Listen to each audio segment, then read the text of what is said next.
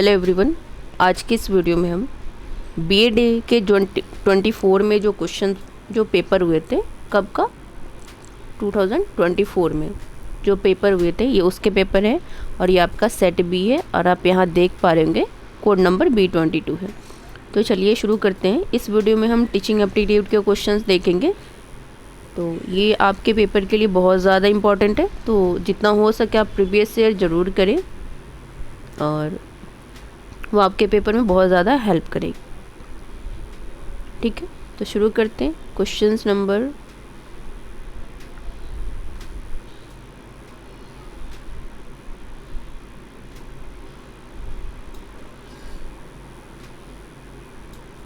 यहाँ से question number 14 से आपका टीचिंग एप्टीट्यूड का क्वेश्चन शुरू होता है।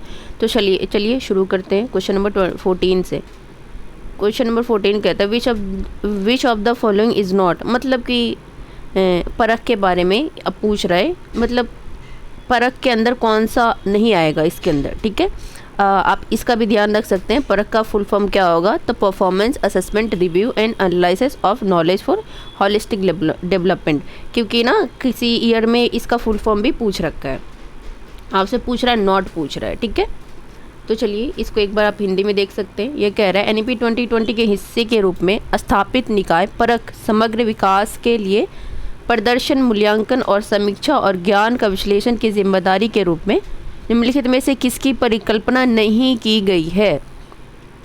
मतलब जो नहीं की गई है वो आपसे पूछ रहा है। तो ये मूल्यांकन की बात करता है, इसके लिए मानदंड, मानक और दिशा निर्देश निर्धारित करना, बिल्कुल ये काम करता है। बी कहता है देश में सीखने के परिणामों की उपलब्धि की निगरानी करना, ये उसकी भी निगरानी करता है। हर राज्य में 10वीं और 12वीं कक्षा की परीक्षाएं आयोजित करना, ये परख का काम नहीं है कि हर स्टेट में वो 10th और 12th का परीक्षा आयोजित कराए। ठीक है, सभी स्कूल बोर्डों में शैक्षणिक मानकों की समानता निश्चित करना। तो इसका सही आंसर हो जाएगा A B तो सही है, पर जो सी है वो गलत है और आपसे पूछा ही गलत है। ठीक है, इसलिए इसका सही आंसर हो जाएगा option C is a right answer. Next question पे चलते हैं। क्वेश्चन नंबर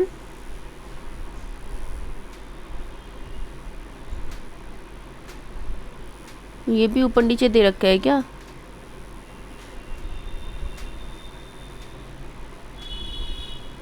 ये भी ऊपर नीचे पूरा दे रखा है।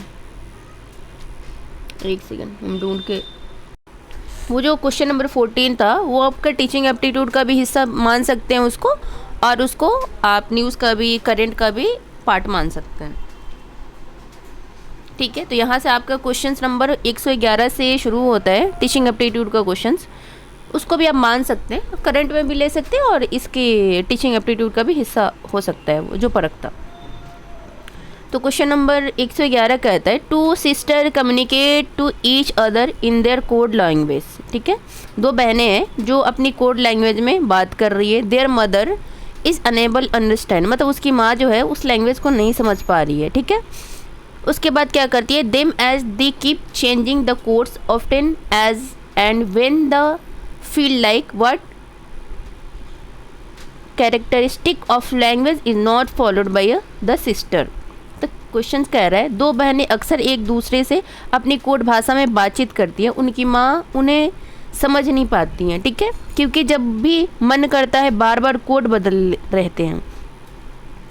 भाषा के किस विशेषता का पालन नहीं करती है? Language is a must socially shared, भाषा को सामाजिक रूप से साझा करना होगा। भाषा एक प्रतिनिधित्वात्मक उपकरण है।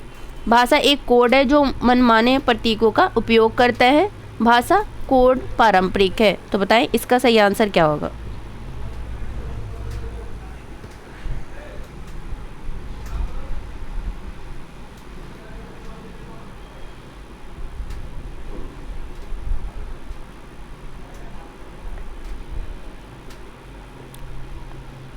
एक होता है आपका कोड स्विचिंग होता है और एक कोड मिक्सिंग होता है। कोड स्विचिंग वो होता है कि आप एक लैंग्वेज में बात करते करते दूसरे लैंग्वेज में बात करने लगते हैं।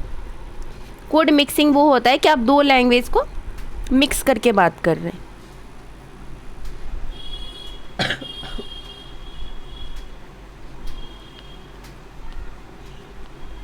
तो इसका सही आंसर हो जाएगा option number D is a right answer.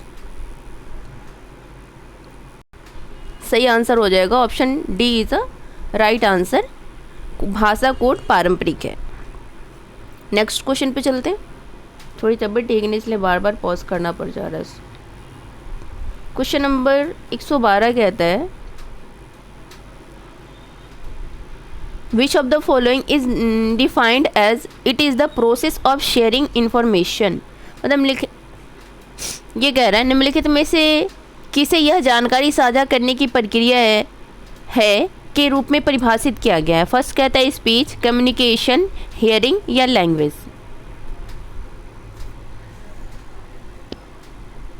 तो बताइए इसका सही आंसर क्या होगा। प्रोसेस ऑफ शेयरिंग इंफॉर्मेशन की बात कर रहे हैं तो इसका सही आंसर हो जाएगा प्रोसेस ऑफ शेयरिंग। आप किसी से कम्युनिकेट करेंगे तभी तो अपनी चीज़ों को उसके साथ शेयर कर पाएंगे। तो इसका सही आंसर हो जाएगा option number B is a right answer. Next question पे चलते हैं।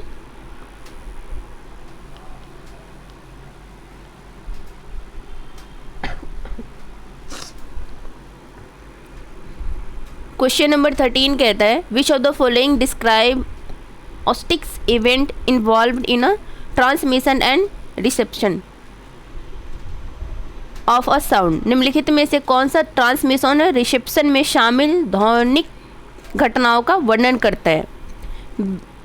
ठीक है, ए कहता है ध्वनि स्रोत का निर्माण करने से ग्रहण मस्तिष्क द्वारा समझ मुंह से मौखिकरण। कितना लेंदी क्वेश्चन है। ध्वनि स्रोत का निर्माण, वायु कणों का कंपन कान द्वारा ग्रहण मस्तिष्क द्वारा समझ। सी कहता है वायु कणों का कंपन कान से ग्रहण, मुंह से शब्द भंडार, मस्तिष्क द्वारा समझ। ध्वनि स्रोत का निर्माण, वायु कणों का कंपन कान द्वारा ग्रहण, मुंह द्वारा मौखिकरण। तो बताइए इसका सही आंसर क्या होगा। बहुत सोच समझ के आंसर करना पड़ेगा आपको।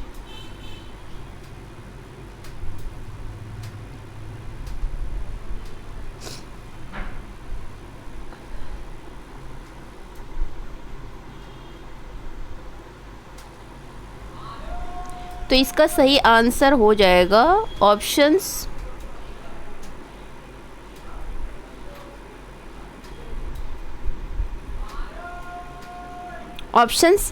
B is a right answer. क्योंकि बी इसलिए होगा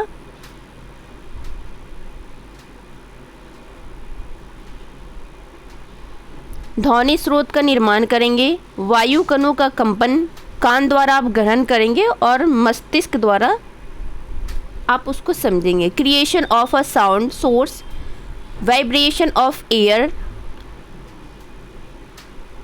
receptions by air and comprehension by brain. Option B is a right answer. Question number 114 देखते हैं। ये कहता है basic process of communication is, संचार की मूल्य प्रक्रिया क्या है। निरूपण, मूर्खता, स्वागत और समझ, ट्रांसमिशन, रिसेप्शन, कॉम्प्रिहेंशन और फीडबैक। निरूपण, प्रसारण, स्वागत और प्रतिक्रिया, गठन, परिसन या स्वागत और समझ। कम्युनिकेशन की बात कर रहे हैं। अब कम्युनिकेशन को इसका सही आंसर हो जाएगा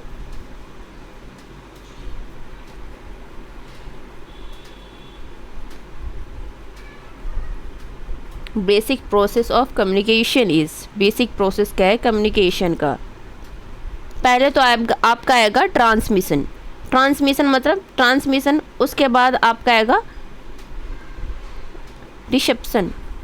तो ट्रांसमिशन किस ऑप्शन में है, इसमें फॉर्मुलेशन है, ये भी नहीं होगा, ये भी नहीं होगा, ये भी नहीं होगा। तो आपका सही आंसर हो जाएगा option B is a right answer. पहले आप ट्रांसमिशन करेंगे, उसके बाद आप रिसेप्शन करेंगे, उसके बाद आप कॉम्प्रिहेंशन करेंगे, एंड लास्ट में जा करके आप क्या करेंगे, फीडबैक देंगे। ठीक है, नेक्स्ट क्वेश्चन पे चलते हैं। क्वेश्चन नंबर 15 कहते हैं communication is active and dynamic because. संचार सक्रिय और गतिशील है। क्यों गतिशील है। फीडबैक, सेंडर, व्याख्या हो जाएगा आपका या रिसीवर हो जाएगा। तो बताइए इसका सही आंसर क्या होगा। Communication is active and dynamic because, मतलब कम्युनिकेशन एक्टिव होता है और डायनेमिक होता है, ऐसा क्यों है? तो इसका सही आंसर हो जाएगा option number A is a right answer, feedback हो जाएगा इसका। नेक्स्ट क्वेश्चन पे चलते हैं। क्वेश्चन नंबर 16 कहता है first 8 year of a child life are critical period in language development because, मतलब पहले जो 8 साल के ये टाइम पीरियड होते हैं बच्चे के, जो लैंग्वेज डेवलपमेंट का बहुत क्रिटिकल पीरियड होता है, तो वो पूछ रहा है आपसे पूछा जा रहा है कि बच्चे के जीवन के पहले 8 वर्ष भाषा को विकसित में महत्वपूर्ण अवधि होते हैं, ऐसा क्यों होता है? एक कहता है child listening more than speaking, मतलब बच्चा बोलने से ज़्यादा सुनता है। चाइल्ड इज़ यंग एंड, बच्चा युवा और प्रभावशाली है। बच्चे का मस्तिष्क कम से कम सिनेप्टिक प्रूनिंग कर रहा है। बच्चे का भाषा विकास सबसे तेज़ी से होता है। तो बताइए इसका सही आंसर क्या होगा?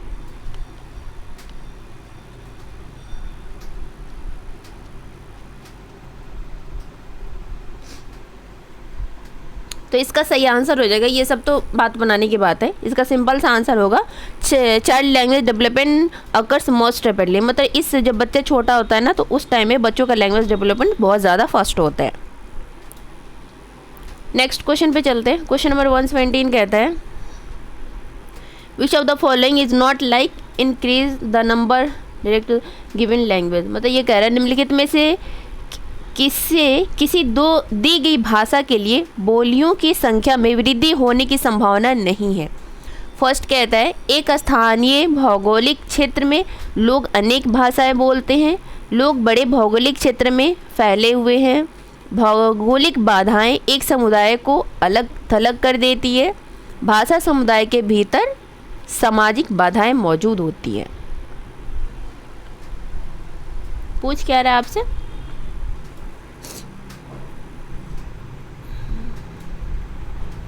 तो इसका अगर देखें तो इसका सही आंसर हो जाएगा जो एक people speak multiple language in a local geographical area. Option first is a right answer. People speak multiple language in a local geographical area. Next question पे चलते हैं।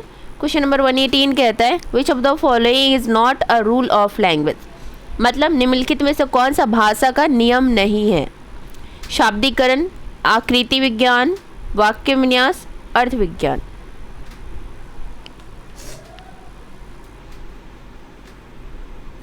मतलब विच of the following is not a rule of language.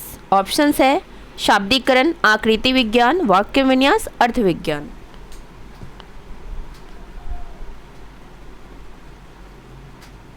तो इसका सही answer हो जाएगा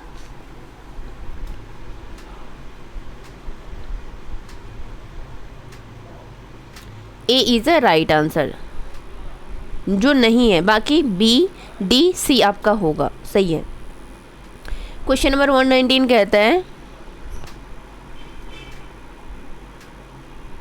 विच of the following use of rule of language, how to use language effectively in context, मतलब निम्नलिखित में से किसका उपयोग संदर्भ में भाषा का प्रभावी ढंग से उपयोग करने से संबंधित भाषाओं के नियमों के लिए किया जाता है? फर्स्ट कहता है उपयोगितावाद, प्रैग्मैटिक्स, सिंटैक्स, लेक्सिकल, सिमेंटिक्स या फोनोलॉजी।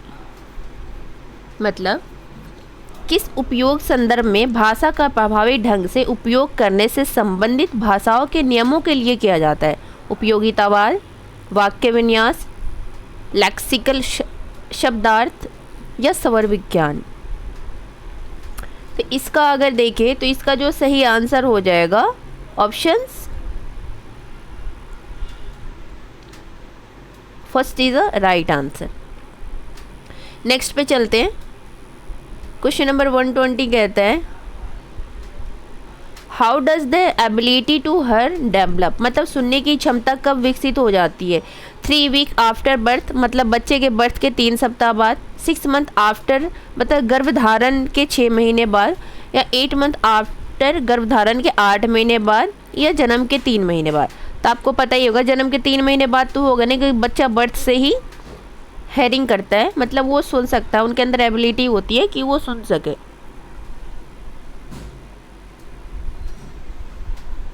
तो ये तो होगा नहीं कि जन्म के 3 महीने बाद, जन्म के 3 सप्ताह बाद भी नहीं होगा। तो आप बताएं, या तो बी होगा या तो सी होगा। तो इसका सही आंसर हो जाएगा option number B is a right answer. Next question पे चलते हैं। क्वेश्चन नंबर 121 कहता है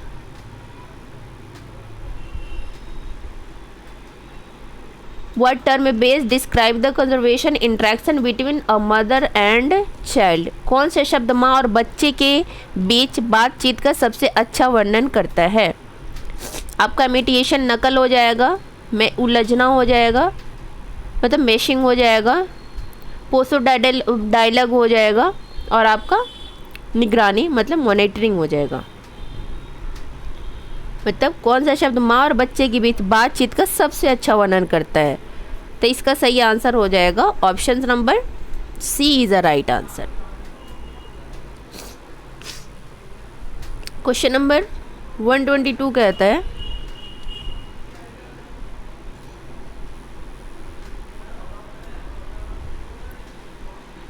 Regardless of culture, children begin to learn a language around the same time around the world. At what age does it happen? मतलब संस्कृति की परवाह किए बिना दुनिया भर में बच्चे एक ही समय में भाषा सीखना शुरू करते हैं। यह किस उम्र में होता है?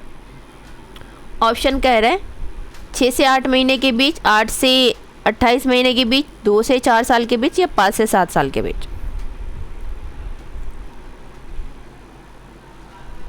तो इसका सही आंसर हो जाएगा, आपसे क्वेश्चन क्या पूछ रहा था? एक ही समय में भाषा सीखना शुरू कर देते हैं। तो 5 से 7 साल तो नहीं होगा ना, इस टाइम तक तो बच्चों का लैंग्वेज डेवलपमेंट बहुत हो चुका होता है। तो इसका सही आंसर हो जाएगा option number B is a right answer, मतलब 8 से between 8 and 28 month. Next question पे चलते हैं। क्वेश्चन नंबर 123 कहते हैं a child first word will be about something. एक बच्चे की पहले शब्द किस चीज़ के बारे में होंगे? कॉन्क्रीट होगा, कॉन्क्रीट वो चीज़ें जिसको आप देख सकते हैं, अब्स्ट्रैक्ट वो जिसको आप नहीं देख सकते हैं, या तो रंग के बारे में होगा या टाइम के बारे में होगा। मतलब a child first word will be about something, concrete, abstract, time या कलर। देखो उनको फर्स्ट वर्ड तो उनको कलर के बारे में आइडिया होता नहीं है, तो वो कलर के बारे में तो बोलेंगे। एब्स्ट्रैक्ट वो चीज़ होता है जिसको वो देख नहीं सकते हैं, और जो चीज़ें देख नहीं सकते उनके ध्यान में होता नहीं है, तो बी नहीं होगा, है ना। टाइम के बारे में उसको क्या पता, तो इसका टाइम भी नहीं होगा। तो इसका सही आंसर हो जाएगा कॉन्क्रीट, मतलब जो चीज़ें उसके सामने हैं। क्वेश्चन नंबर 124 कहता है एक परिवार में in a family the mother speak Hindi and the father speak Marathi and Urdu. मतलब ये फैमिली है जिसमें मदर स्पीक हिंदी है और फादर मराठी एंड उर्दू बोलते हैं। The child speak all the 3 language, और जो बच्चा है तीनों लैंग्वेज बोलता है। In a family the mother speak Hindi and the father speak Marathi and Urdu. The child speak all 3 language but mix language. What term best describe this? भेदभाव, अधिसामान्यीकरण, या बहुभाषावाद, या मिश्रित भाषण। तो बताइए इसका सही आंसर क्या होगा? तो इसका सही आंसर हो जाएगा option number D is a right answer, mixed speech. अगर बच्चे के आसपास में जितनी सारी 2, 4, 5 लैंग्वेज भी अगर बोली जाती है तो सारे लैंग्वेज को एक्वायर कर सकता है, अर्जन कर सकता है। तो उसको हम क्या कहते हैं? जब एक बच्चा एक साथ 2-3 लैंग्वेज बोलता है तो उसे हम मिक्स्ड स्पीच कहते हैं, मिश्रित भाषण कहते हैं।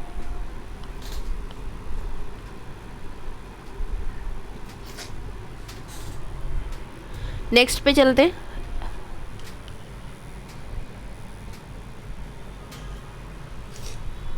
क्वेश्चन नंबर 125 कहता है a child has having mother tongue, मतलब a child was having mother tongue Tamil. मतलब एक बच्चा है जिसका मदर टंग जो प्राइमरी लैंग्वेज है, जो मदर टंग है, जो उसके घर की भाषा है वो तमिल है। वो पढ़ता है चेन्नई में इन द 5th स्टैंडर्ड, वो 5th क्लास में पढ़ता है। Moved to a state where Hindi is spoken, पहले तो वो चेन्नई में 6th क्लास में 5th क्लास में पढ़ता है, उसके बाद वो किसी हिंदी स्टेट में मूव कर जाता है, चला आता है। He learn Hindi and become fluent that also it is example of, मतलब सीधी सी बात है, एक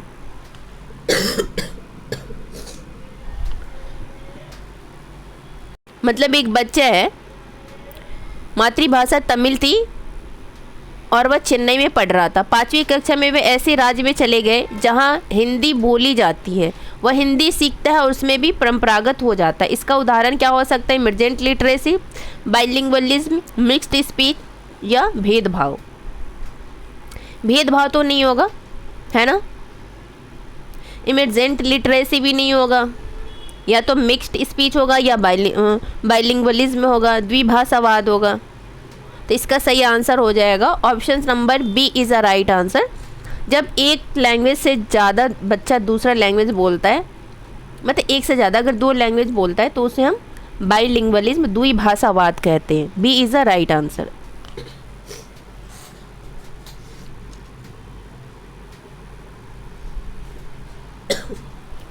नेक्स्ट क्वेश्चन पे चलते हैं। क्वेश्चन नंबर 126 कहता है द लिटरेसी अप्रोच रिक्वायर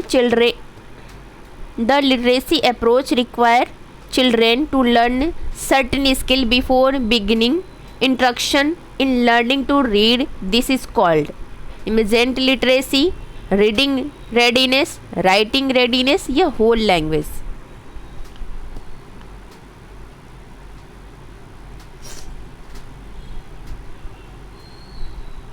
तो इसका सही आंसर हो जाएगा option number B is a right answer, reading readiness. अगर आप चाहते हैं टॉपिक वाइज वीडियो चाहिए आपको तो आप कमेंट ज़रूर करें। क्वेश्चन नंबर 127 कहता है इन्वेंटेड स्पेलिंग, वर्तनी का आविष्कार क्या है?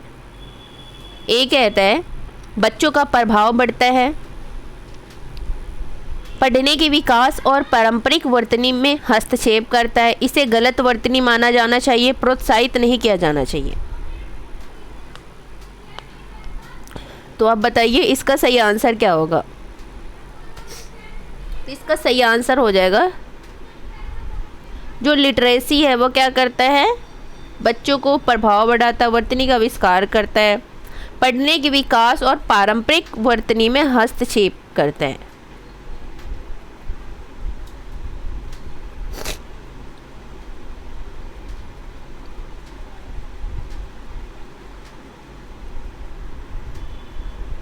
तो इसका सही आंसर हो जाएगा B is a right answer. Next question पे चलते हैं। क्वेश्चन नंबर 128 कहता है which of the following is not a basic language skill, मतलब बेसिक लैंग्वेज स्किल का कौन नहीं है इसमें, नॉट पूछ रहा है आपसे। तो बेसिक लैंग्वेज स्किल 4 होता है, आप याद रख सकते हैं LSRW से, मतलब listening, speaking, reading and writing. तो आप देख पा रहे होंगे इसमें स्पीकिंग है, राइटिंग है, रीडिंग है, तो क्या नहीं है? लिसनिंग नहीं है। इमेजिन नहीं होता है, कल्पना कोई स्किल नहीं है, लैंग्वेज स्किल नहीं है। इमेजिनेशन जो होता है ये कोई लैंग्वेज स्किल नहीं है। तो इसका सही आंसर हो जाएगा option number A is a right answer. और ये लैंग्वेज स्किल से हर साल क्वेश्चंस आते हैं, तो आप इसको याद रखेंगे। इसका मीनिंग होता है LSRW, listening, speaking, reading and writing. Question number 129 कहता है which of the following is an example of learning disability. Learning disability के एग्जाम्पल क्या है? मेंटल रिटायर्डनेस नहीं होगा, ADHD भी नहीं होगा, या तो ऑटिज्म या डिसलेक्सिया। तो बताइए इसका सही आंसर क्या होगा? तो इसका सही आंसर हो जाएगा जिसको पढ़ने में दिक्कत आती है, लर्निंग डिसेबिलिटी होती है, वो डिसलेक्सिया होता है। ठीक है, अगर कैलकुलेशन आ जाएगा तो उसको मैथ में दिक्कत है,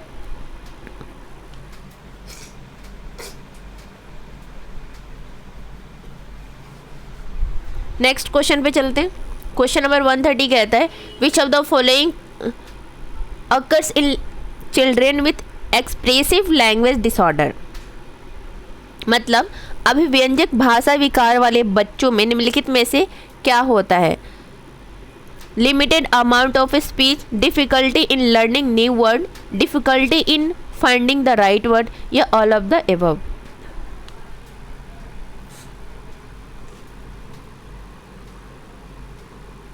तो इसका सही आंसर हो जाएगा option D is the right answer, all of the above.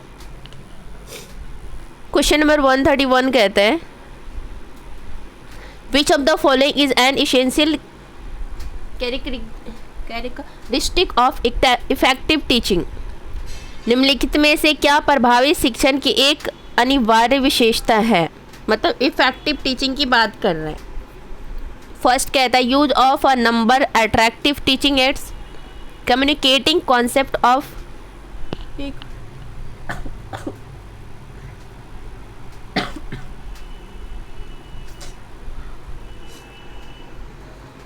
Question कहता है निम्नलिखित में से क्या प्रभावी शिक्षण की एक अनिवार्य विशेषता है? बहुत सी आकर्षक शिक्षण सामग्री का उपयोग करना, अवधारणाओं को स्पष्टता के साथ संप्रेषित करना, एक रणनीति के रूप में कहानी सुनाने का उपयोग करना, छात्रों के साथ मैत्रीपूर्ण संबंध रखना।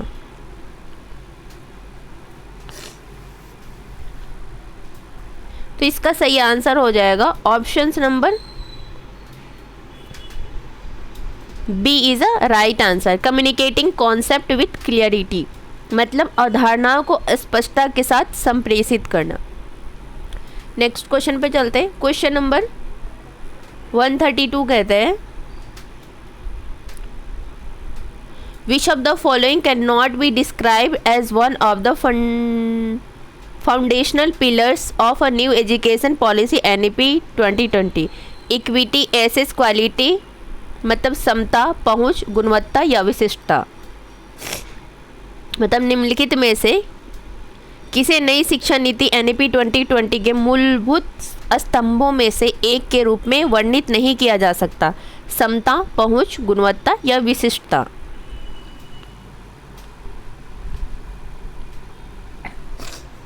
तो इसका सही आंसर हो जाएगा option number D is a right answer, ये इसकी बात नहीं करता है। नेक्स्ट पे चलते हैं। क्वेश्चन नंबर 133 कहता है which of the following would you usually associated with project based learning. मतलब निम्नलिखित में से आप आमतौर पर प्रोजेक्ट आधारित अधिगम से किसको संबंध करेंगे? यह अधिकांशतः व्यक्ति परक और पृथक रूप से किया जाता है, या अधिकांशतः विषय विशिष्ट होता है जिसमें अंतर विषय संबंधों की बहुत कम गुंजाइश होती है, यह अधिकांशतः कक्षा तक ही सीमित होता है, या अधिकांशतः छात्रों को अपने नेतृत्व में होता है। तो बताइए इसका सही आंसर क्या होगा क्वेश्चन नंबर 133 का। तो इसका सही आंसर हो जाएगा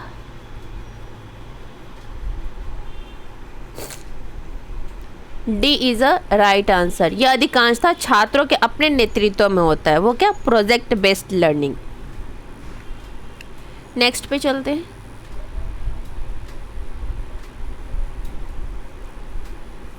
क्वेश्चन नंबर 134 कहता है which of the following is a describe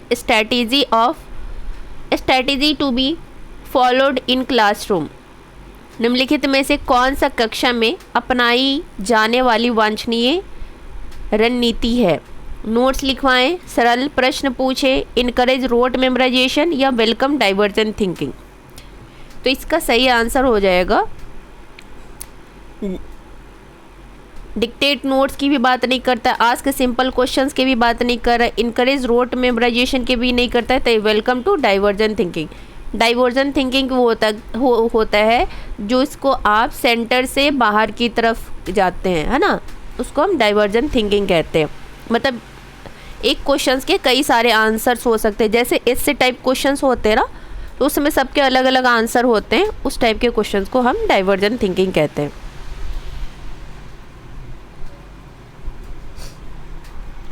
next question पे चलते हैं। क्वेश्चन नंबर 135 कहता है which age range does the foundational stage of school education cater to as per the national curriculum framework for school education? 3 to 5 years, 5 to 8 years, 3 to 8 years या 8 to 11 years? मतलब स्कूली शिक्षा के लिए राष्ट्रीय पाठ्यचर्या के रूपरेखा 2023 के अनुसार स्कूली शिक्षा की फाउंडेशनल स्टेज किस आयु सीमा से संबंधित है? इसका सही आंसर हो जाएगा option number C is the right answer, 3 to 8 years। Question number 136 कहता है what is the minimum age requirement for admission to class first and by the Ministry of Education with the provision National Education Policy NEP 2020 right the children to fee and compulsory education। मतलब simple सी बात है कि class first में जब बच्चों का admission होता है, पता है इतना लंबे क्वेश्चन दे दिया आपसे, सिंपल सा ये पूछ रहा है कि जो क्लास फर्स्ट में जो बच्चे का एडमिशन होता है उस टाइम बच्चों का एज कितना होना चाहिए? तो 6 years होना चाहिए। Option number D is the right answer. Next पे चलते। 137 कहता है which of the following is true of open ended questions. मतलब ओपन एंडेड क्वेश्चंस क्या होता है? ओपन एंडेड क्वेश्चंस वही होता है जो डाइवर्जेंट थिंकिंग होता है ना, जैसे टाइप के क्वेश्चंस होता है वही उसी टाइप के आपके ओपन एंडेड क्वेश्चंस होते हैं। तो they are have multiple correct answer, बिल्कुल सही बात है। दे आर नो स्कोप, ये तो गलत हो जाएगा। दे आर डायरेक्ट रिकॉल की भी बात नहीं करता है। दिस लाई आउटसाइड, नहीं, इसका सही आंसर हो जाएगा option number first is the right answer. They can have multiple correct answer. Question number 138 कहता है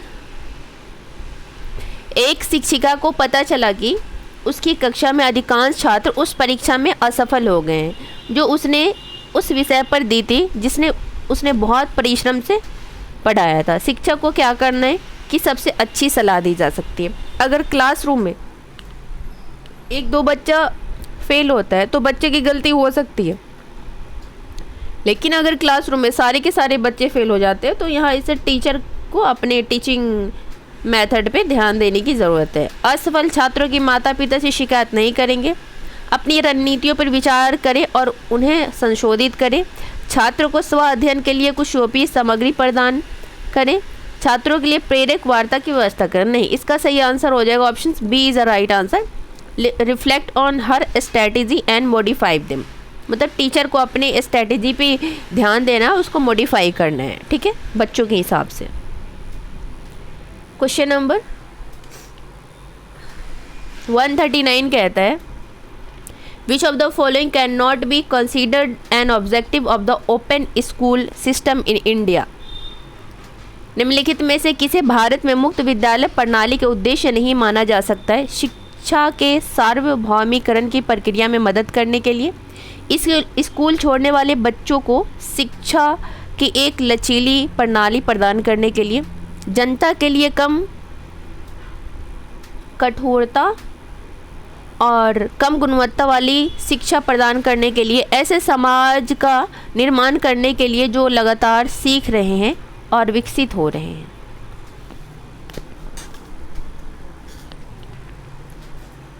तो इसका सही आंसर हो जाएगा ऑप्शंस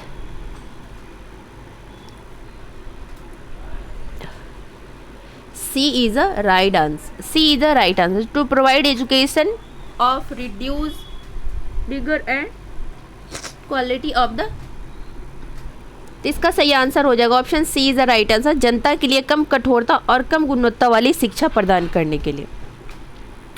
क्वेश्चन नंबर 140 कहता है which of the following is the essential of flipped classroom.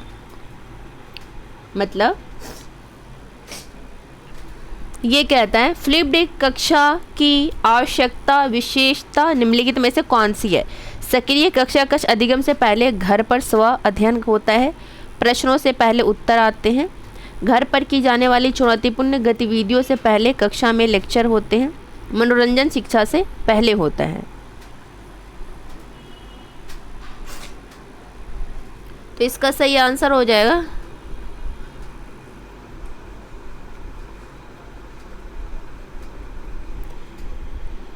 Option self study at home precedes active classroom learning. मतलब सक्रिय कक्षा कक्ष अधिगम से पहले घर पर स्व अध्ययन होता है।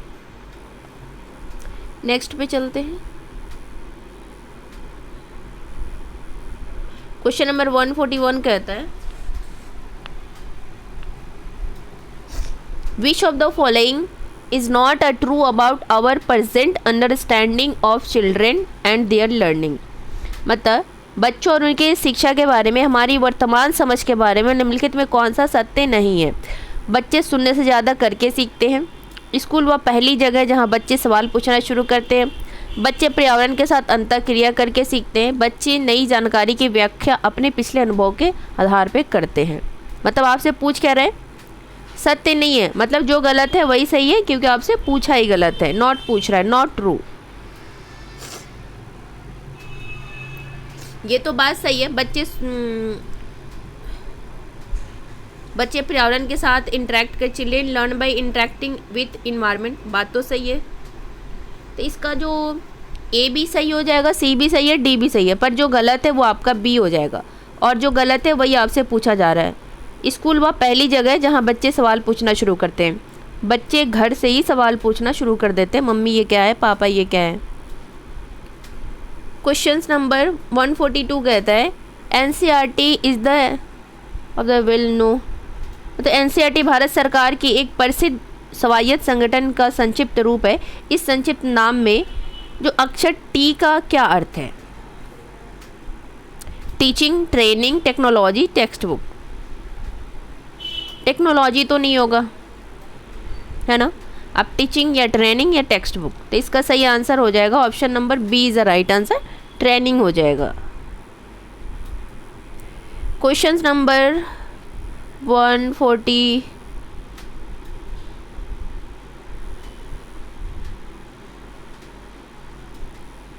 कितना क्वेश्चन है भाई इसमें। 143 क्या कहता है,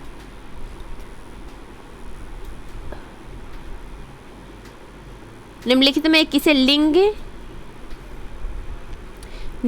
किसे लिंग न्याय संगत शिक्षण की विशेषता कहा जा सकता है? फर्स्ट कहता है यह स्वीकारने कि केवल 2 लिंग होते हैं और दोनों महत्वपूर्ण है। छात्रों को समाज में उनके लिंग उपयुक्त भूमिकाओं के लिए तैयार करना।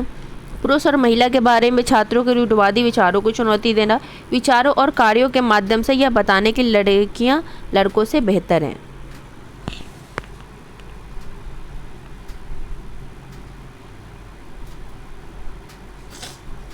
तो इसका सही आंसर हो जाएगा न्याय संगत शिक्षण की विशेषता कहा जा सकता है पुरुष और महिला के बारे में छात्रों के रूढ़िवादी विचारों को चुनौती देना। Option C is a right answer. 144 कहता है which of the following consider describe practice related to the textbook and their preparation. मतलब अब पाठ्य पुस्तकों और उनके निर्माण से संबंधित निम्नलिखित में से किसे वांछनीय अभ्यास मानेंगे? आप पाठ्य पुस्तकों मतलब टेक्स्ट बुक और उनके निर्माण से संबंधित निम्नलिखित में से किसे वांछनीय अभ्यास मानेंगे? समानता लाने के लिए पूरे देश के लिए एक पाठ्य पुस्तक होनी चाहिए। आदर्श रूप से पाठ्य पुस्तक के एक ही लेखक द्वारा लिखी जानी चाहिए ताकि भ्रम की स्थिति से बचा जा सके।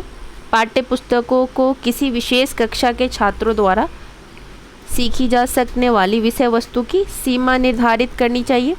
पाठ्य पुस्तकों को गुणवत्ता नियंत्रण के उपयुक्त रूप से स्थापित तंत्र के अधीनस्थ होना चाहिए।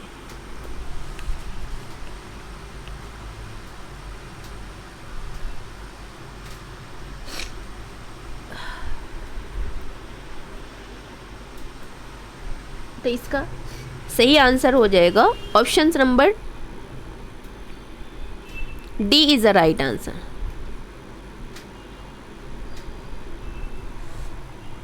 नेक्स्ट क्वेश्चन पे चलते हैं।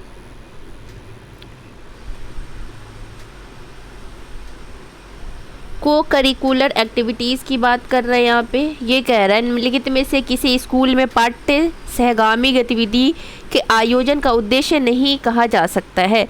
सहयोग से अधिक प्रतिस्पर्धा की भावना को प्राथमिकता देना, छात्रों को अपनी प्रतिभा तलाशने के अवसर करना। ये तो सही बात है कि बच्चों को हमें अवसर देना चाहिए, अपॉर्चुनिटीज़ देनी चाहिए। छात्रों के व्यापक आकलन में सहायता करना, छात्रों की ऊर्जा को रचनात्मक रूप से प्रसारित करना।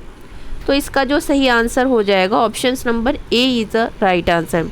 सहयोग से अधिक प्रतिस्पर्धा की भावना को प्राथमिकता नहीं देना है, क्योंकि आपसे नॉट पूछ रहा है। नेक्स्ट पे चलते हैं।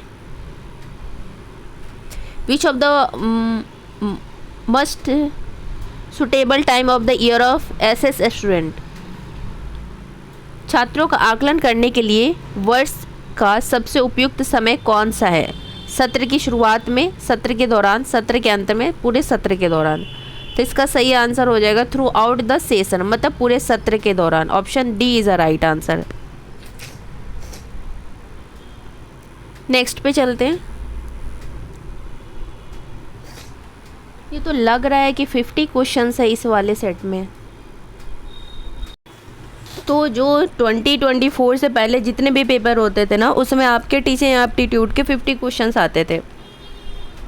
तो आज के लिए इतना ही करते हैं, वरना वीडियो बहुत ज़्यादा लेंदी हो जाएगा। तो बाकी के जो क्वेश्चंस हैं, बाकी के आपके अभी 14 क्वेश्चंस बचे हुए हैं, तो ये क्वेश्चंस आपके नेक्स्ट वीडियो में कर दी जाएंगे। ठीक है, क्वेश्चन नंबर 147 से लेकर के आपका 60 तक नेक्स्ट वीडियो में कर दिया जाएगा। ठीक है, डन,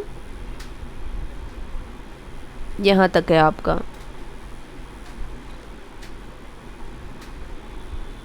क्वेश्चन नंबर 160 तक। तो आई होप कि आपको ये वीडियो पसंद आई होगी। तो आप इस वीडियो को ज़रूर देखें, जितना हो सके आप प्रीवियस ईयर की प्रैक्टिस ज़रूर करें, ताकि आपके पेपर में ये हेल्प करे। तो मिलते हैं आपसे नेक्स्ट वीडियो में। वीडियो को लाइक करें, शेयर करें। अगर आप चैनल पे नए हैं तो चैनल को सब्सक्राइब ज़रूर करें। Thank you.